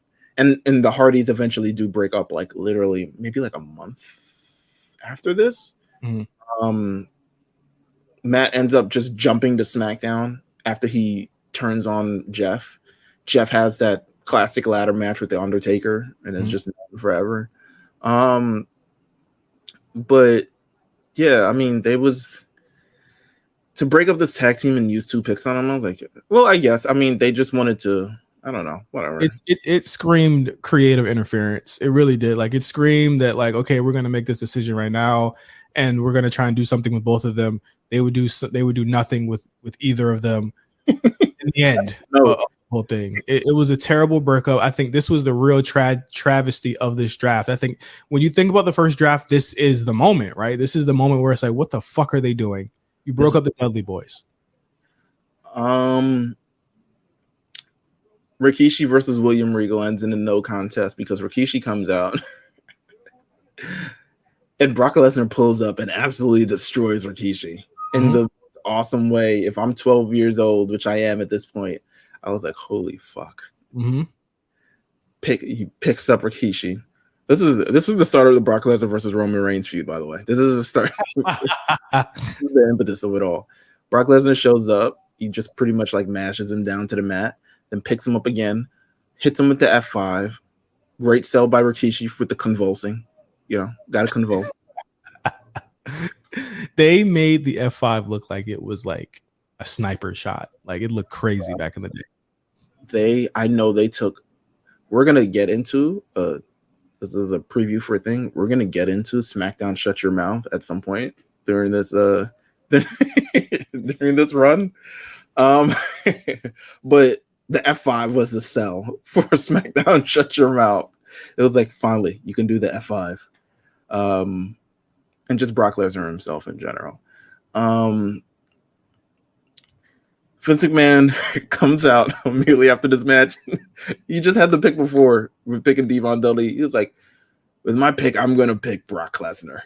So Ric Flair comes out and it's like, it's not your pick. Vince says, nah, you can have two. See, now you can have two. And Ric Flair is like, it's not your pick. I'm picking Brock Lesnar. So Vince McMahon retorts in the most, I gotta have Rhino moment of the show. I gotta pick Rhino. He picks Mark Henry.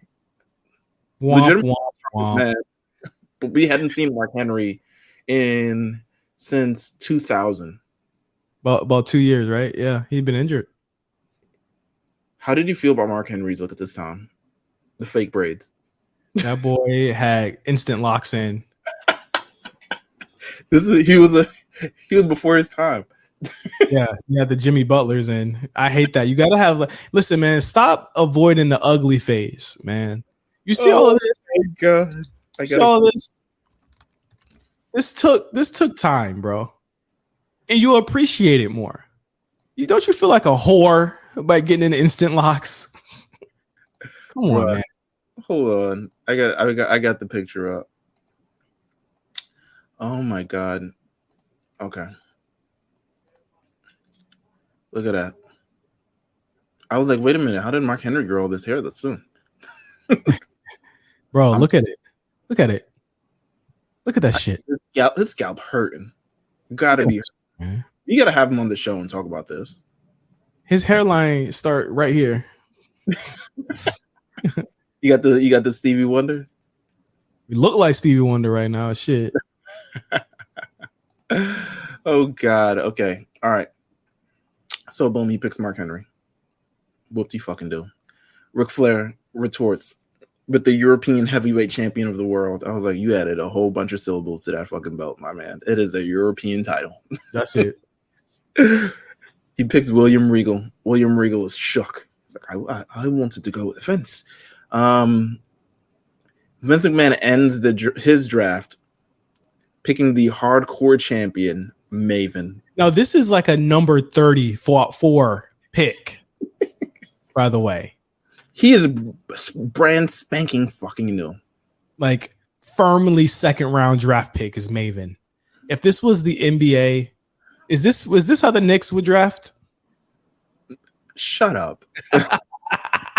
No, actually, Knicks have drafted pretty well over the last number of years, so I'll give you that. Knicks have drafted. This is why Utah wanted all of our fucking picks, by the way. all of our sauce. Is this how the Knicks would have drafted in 2002, Meelz? This is very Dolan-esque. No, I'm not going to say that. This is how the Sacramento Kings would have picked. Okay. No, I'm lying because they would have had an OD high draft pick. Vince McMahon ends his draft with Maven because he has a hardcore championship, nothing more, nothing less, even though the hardcore championship is 24/7. And he literally loses it on the next episode of SmackDown, so it goes to Raw. Yep. So as if he couldn't lose it in the Wednesday before he actually gets to the show. Ric Flair picks for his final pick. He picks Lita. This moment gets the loudest scream out of me because Vince McMahon says, look at him. He spent his last pick and he picked a woman. Yeah, because and I said yeah, because SmackDown has a great women's division. SmackDown, they ain't pick no fucking women. Lita. Now, mind you, Linda says at the beginning of the show, I think we forgot to say this, is that after the show they do like a supplemental draft where they would name more names that they didn't actually announce on the show. So let's find out who was drafted to the show. I mean, everyone was drafted in the supplemental draft. So after Lita, to Raw goes Bradshaw. Yeah. Steven Richards, which is Stevie Night Heat. Legitimately, they picked him to supplement Sunday Night Heat. Matt Hardy to join. Oh, I guess they didn't pick Jeff Hardy yet. Matt Hardy, Raven, Jeff Hardy, Mr. Perfect, Spike Dudley, D'Lo Brown. Who knew? Had no theme at that point. Yeah. Sean Stasiak, Terry, Jacqueline, Goldust, Molly Holly. I'm just incredible. Big Boss Man, Tommy Dreamer, who kind of had a little bit of it earlier on Raw. He was I put shit in my mouth and eat them kind of thing. Crash Holly, rest in peace. And the last pick from Monday Night Raw, Trish Stratus. Disgusting. Where's your women's division? It was Trish versus Terry. Trish, Terry, Lita, Jacqueline, Molly Holly. Unserious. That was a terrible show. But even more unserious for the women's division for SmackDown. But after Maven, we have Billy Kidman, Ty Giri, Chris Jericho, who had just lost the undisputed title, Ivory, who I never saw on SmackDown, Albert. I guess he returned to SmackDown. He eventually gets the repackage for A-Train. No, he becomes the hip hop hippo. He does, Yeah, he is the hip hop hippo. The Hurricane, who had a run. Al Snow just becomes a trainer, tough enough guy. And that's not even to say of like a lot of the people we're naming right now would switch shows, but then like the next 6 months. Absolutely. Lance Storm, Diamond Dallas Page, Perry Saturn, who legitimately we don't even see after it. I can't remember a Perry Saturn match happened in 2002. Either. Scotty 2 Hotty, Stacy Keibler, Christian, Test, Varuk, Taz, Hardcore Holly, the Big Val Boski. He's being repackaged from Val Venus to Big Val Boski. To an even worse name, to an even more porny name than that. And then the final pick is Tori Wilson. So, neither shows nothing to shake a stick at. Well, actually, you know what? SmackDown is pretty better. SmackDown was better because Brock goes to SmackDown like within the next 4 months. Essentially. So he shows up he pretty much is on Raw throughout the summer. Then he goes to SmackDown. It's Rock, he right? also appears on SmackDown various times too, like leading up to SummerSlam. Like it was just whatever. He could do it out of nowhere. He wants Rock. Well, no, it's because he won the King of the Ring. So the winner of the King of the Ring gets the championship. But he ain't have to beat up Hulk Hogan and go on all those shows. Are we gonna talk about that in the show? Like that was to me one of the first really not disturbing, but really shocking moments in that year. So I had it on the docket. It was between that show and the Billy and Chuck wedding. So we'll figure it out, but we're going to talk about it on the lead up to the SummerSlam 2002 episode. It'll be featured in it for sure. There's more matches on the show. Rob Van Dam beats Kurt Angle. Was there one more match or two more matches? Via disqualification to retain the IC championship because Edge interferes and spears Kurt. 3 minutes. Triple threat main event. How did we get here? This is all I have in the notes. How did we get here? I was like, what was Jericho's purpose at this point? This was how many weeks removed from Mania 2? 2 weeks removed? This is a little over a week. Okay. I was like, okay, bro, you lost. That's it. I think they wanted to write Stephanie off kind of semi-permanently here. And the match didn't really get a pop at Mania. Didn't really get one here. To me, it seemed like people were like, after Triple H returned, they were pretty much over his babyface turn almost immediately. He shows up, undisputed champion, has this triple threat match with Chris Jericho and Stephanie McMahon, all the hijinks you'd imagine. Triple H and Jericho hit each other with the belt, and Stephanie almost pins them both. Eventually, Triple H hits Chris Jericho with the pedigree.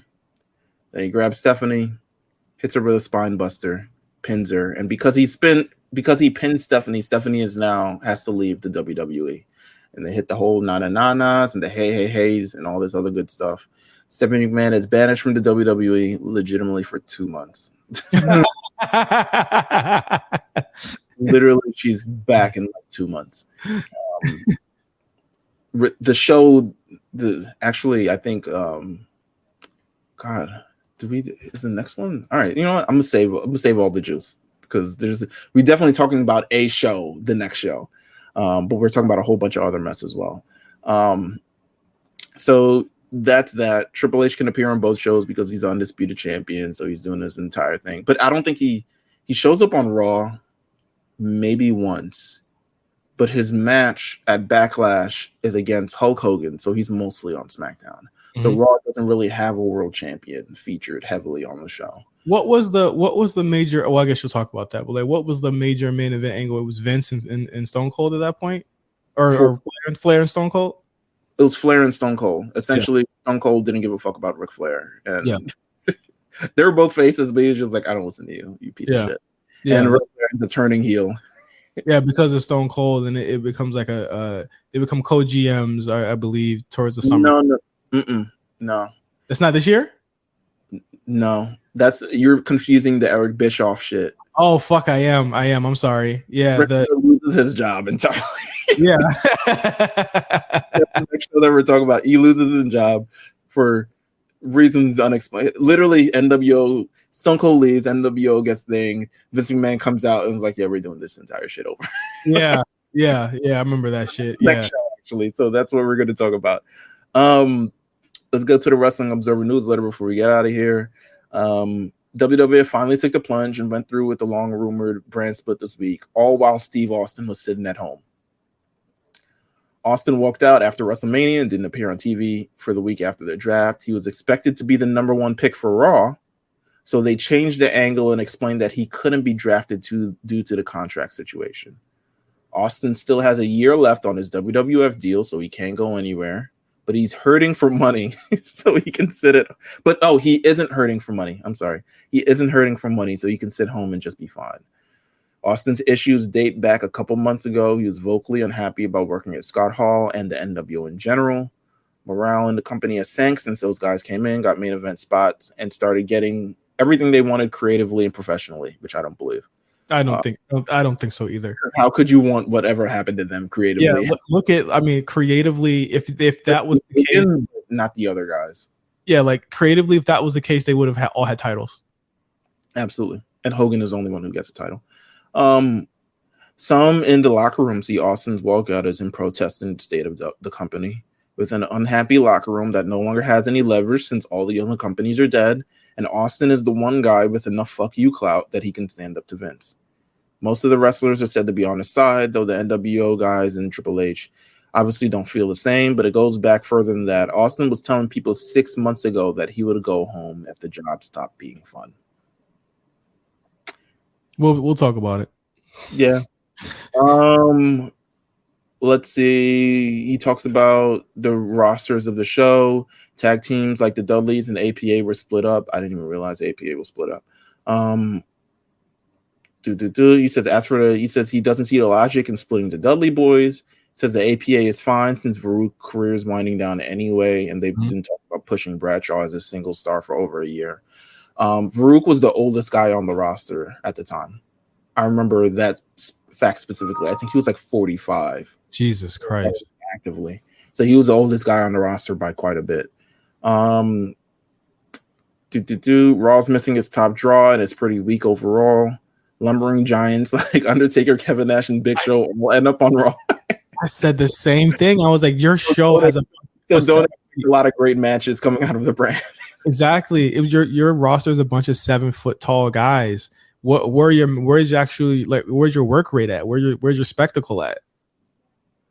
He says, much like Raw, SmackDown might be in danger of not having its top draw either. Rock is expected to be gone for much of the summer to film another movie, which he does, and he's continuing to get more and more movie offers, which he does, which means more time away from wrestling. And Hogan can't be a long-term weekly draw anymore, which he does, no matter how much nostalgia popularity he has. He did it. Yeah, he absolutely did. Which means that it's vital they finally commit to pushing Angle, Jericho, and Benoit as real top stars, which they don't. Which they don't do. They do not do. They don't do that until like everyone is gone. Like the only person left is Triple H. Yeah, like Jericho don't even really get that sustained run until that nigga has to like leave and come back in order to get that. Antonio Inoki announced that he's bringing China in to the New Japan 30th anniversary show at the Tokyo Dome in May. Did you see this? No, never seen it. Maybe I don't know. Spot callers. Yeah. You sell Cyrus on that and see if you don't hang the phone up on your ass. New Japan's latest show in Tokyo did a disappointing attendance number. I'm not sure what New Japan's thing was in 2002. God bless them. It's just the same as their shit in 2022. They're dry as fuck. Dry, crusty promotion. Jerry Jarrett's new promotion is expected to start in June. Yes, sir. There continue to be rumors that Vince Russo will be ghostwriting the show. And he was. I love rumors. So could you imagine the Impact Chronicles? If we did something like I hope someone handles that. We could. I mean, I don't know much about it. I don't know where we would even find the shows at. I'm not even going to cap to you. Where would we begin? Weekly pay-per-views? Because I remember discovering when I had the black box. I remember discovering NWA TNA pay-per-view on a Wednesday night. I was like, "What the fuck is this? Is where all the guys went." That's my only thing of it. Buckle up, everybody! It's business analysis time. It says WWF is still stronger than any promotion in wrestling history, but they've still seen some declines. 2001 live attendance was down over 20% of the year prior. But even with the increased ticket prices, gate revenues was down 12%, sales were down 53%. And even though WrestleMania 17 and the Invasion show did huge numbers, 2001 pay-per-view buy rates were still down 20% from the year before, although some of that decline can be attributed to DirecTV's conflict in the final months of the year. Raw ratings are down 21%. Dave weirdly doesn't mention SmackDown ratings, but they were also down 16%. Needless to say, 2001 was a tough year for the WWF, but they're still riding the momentum of the Attitude Era. And even though numbers are significantly down from a year ago, they're still in strong shape. So, I mean, the trend would continue downwards. Like, it's not getting better. And it doesn't. We never get those numbers ever again. But when you look at in context to like what they're doing right now in terms of looking for outside deals, they are taking kind of like the NFL, NBA model and like expanding it to a sport that's largely created and predetermined. They make more money now than they've ever made before. Absolutely. Every quarter. And even for inflation, it's still a lot more money than they made back then. It's insane how much they've grown from what you could consider at this point all the way up to Meelz. Like the 2010s is a dark period for wrestling. So we have pay cuts. Dave talks about how the loss of WCW completely destroyed all negotiating leverage for wrestlers in the United States and how dire the industry is for workers. He says, now you're pretty much forced to accept whatever Vince McMahon wants to pay you, or hey, fuck off and go find a new career if you don't like it. Up until 1996, WWF offered very minimal guarantees. Of course, with gate money and other streams of revenue, most guys made plenty depending on their position on the card. There are always exceptions, blah, blah, blah. I'm trying to find the thing. Okay. WWE pulls in double the money that most pro sports franchises do annually. In many cases, draw better TV ratings, large crowds, sell more merch, and do bigger pay-per-view numbers than any of those sport franchises. And yet, Rock and Austin aren't even making a fraction of the money like guys like Michael Jordan, Mario Lemieux, Randy Johnson, Lennox Lewis, and Alex Rodriguez. That's a stupid comparison, even at that point. Think about because they still don't even make close right now. Yeah, but even comparatively to what they make, just the way it works now with merch deals, outside deals that they might get, they make over that, and the way that I think their merch breaks down depending on who you are. Like I'm pretty sure Roman gets a pretty penny off of his merch every single month or something like that. But like Michael Jordan has Gatorade, Nike, NBA has buy-in from so many different countries, so many different, like Nike buys into NBA. They have owners. WWE was at that point still pretty much a one-person entity. It was Vince McMahon, and that's it. Could they make that much? I think they could, and I think they would deserve it. Should Roman Reigns be the first guy in wrestling to make $20 million a year? Absolutely. But I think that he makes a pretty penny for what he does right now. Absolutely. Let me see. I'm trying to find any more. There's an old WCW racial discrimination lawsuit. I'm not sure. Dave is so stupid. Dave is so dumb. Why was he saying that in 2002? Think about NBA's TV deals. No, you're right. You're absolutely right. Notes from the latest Ring of Honor show. Despite all the rave reviews of their debut show, attendance was down for this one. No shit. The show was built around Christopher Daniels, Low Key, and American Dragon Bryan Danielson, all working separate matches against each other. All those matches ended in submission, with them trying to get that style over. Bryan Danielson versus Low Key in the main event was reported to be to Dave as a possible 5-star match, but he hasn't seen it yet. I'm not sure. Ken Shamrock was the referee for it. Didn't know that. Ken Shamrock in Ring of Honor? Okay. Always found his way back. A lot of guys ended up there, man. Sure. Yes. So once again, Ring of Honor is getting rave reviews for putting on another excellent indie show. A wrestler named Chris Marvell suffered a broken ankle that is said to be as bad as a Sid Vicious injury. Okay, got flashes of that. Yeah. Okay, let's see. Okay. XWF, blah, blah, blah. Okay, well, we'll talk about the Austin stuff. Yeah. Oh, we'll talk about all this stuff. We still got time. There's the Observer. Everyone's dead except WWE. So that's pretty much the whole thing. There's Rey Mysterio stuff. There's several wrestlers who have tryouts have been. This is the last bit of news I'll say because it leads into what we'll talk about in the future. Several of the wrestlers who had tryouts recently have been offered contracts. Dave isn't 100%, but he thinks that Matt Stryker, which I don't think it was, Ray Steele, Chad Collier, Rene Dupree, Kevin Furtig, Doug Basham, and AJ Styles were offered WWE contracts. These contracts were said to only be $500 per week. Dave expects most of them to take it because it's WWF and a steady paycheck. But AJ Styles is said to be leaning against it, actually, because he knows he can make more money as a major star for one of the new startups. Impact.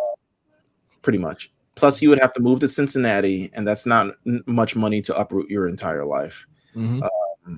He said, and then there's a note that says, I think Styles has said it in years since that his wife would have to give up her job to move there, and the WWF offer wasn't enough money to make it worth it, so he turned it down. So we're getting some new stars. They're in the tank. You see some familiar names. Rene Dupree, he would not debut for 2 years. 2 years?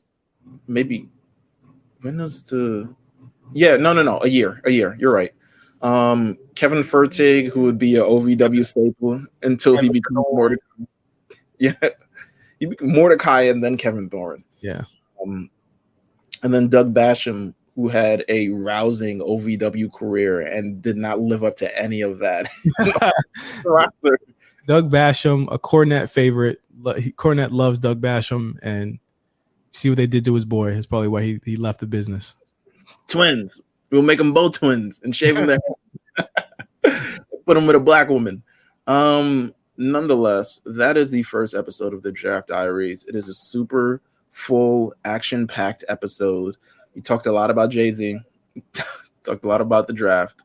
I think they go hand in hand somehow. Well, they do, because the draft is literally the same way Jay-Z had a reaction to people not liking, his diss songs. Vince had a very, very big reaction to people not liking the invasion, and this was what came of it. Okay, hold on. So I want to make sure to preface the show. Okay, let's see. No. I need something with actual words. So next episode, the high focus will be around the Stone Cold Truth and Stone Cold Steve Austin's walkout and the fall of the NWO. And this would be the last time you ever see the NWO in any type of anything ever until WrestleMania 31. Yeah.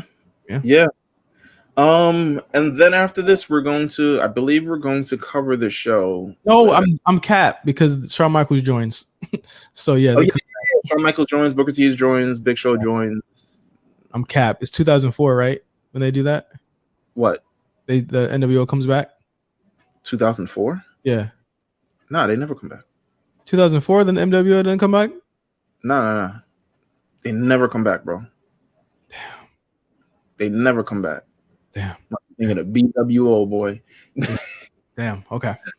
But with that said, thank you guys for tuning in. Of course, make sure you follow the A Show at the A Show RNC on Twitter. Make sure you continue to subscribe to the Patreon at patreon.com/the A Show RNC. Follow myself at Meelz TV. Follow Justin at OG Johnny 5. We will be back next time covering a very big show and continue to plot through these draft diaries. So yeah, stay tuned. We'll be back. Peace.